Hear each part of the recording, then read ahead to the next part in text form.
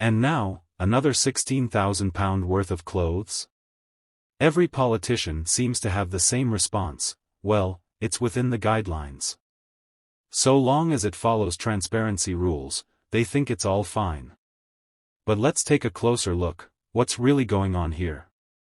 Another political fiasco is unfolding, showcasing Keir Starmer in yet another confusing phase.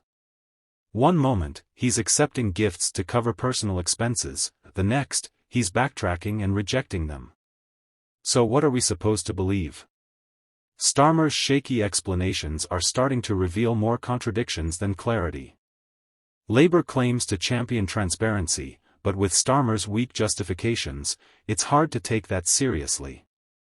He seems unaware of the seriousness of his actions, only now starting to retract and explain himself. It's as if he just woke up and realized transparency actually matters, but it's too late. One day he's accepting gifts, the next day, he's scrambling to return them.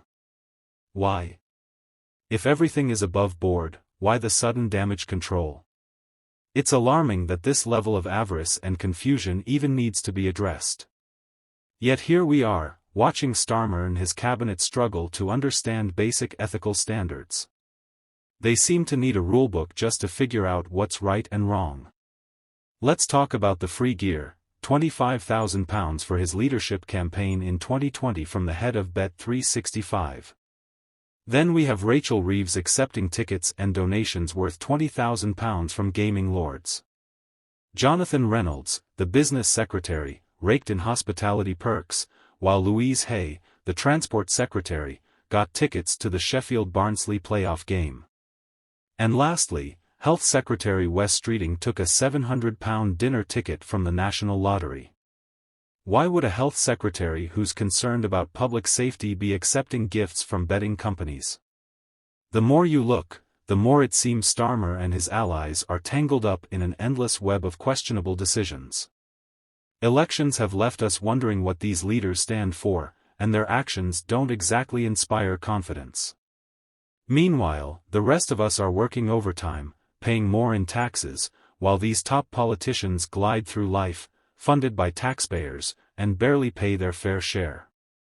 How is Starmer managing to get away with paying just 25% tax? These are questions that demand answers. Starmer says his wife works for the NHS. Shouldn't that mean he focuses on fixing healthcare instead of giving excuses for accepting gifts? He'll probably claim he's been transparent and blame others, but the truth is, voters are growing tired of the show. Labour promised change, yet Starmer's behavior only adds to the perception that he's in it for himself. The optics are terrible. Greed and self-interest are fitting all too perfectly, like a custom-tailored suit. It's not just Starmer, either.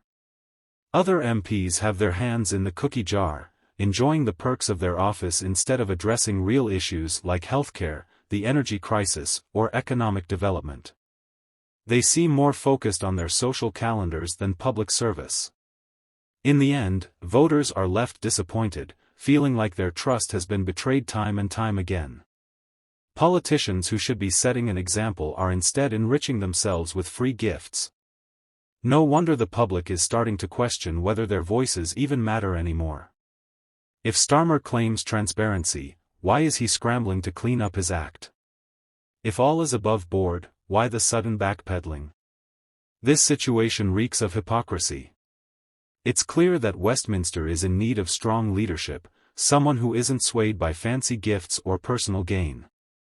Starmer and his cabinet are setting the wrong example, and the public deserves better. So, what's it going to be, Starmer?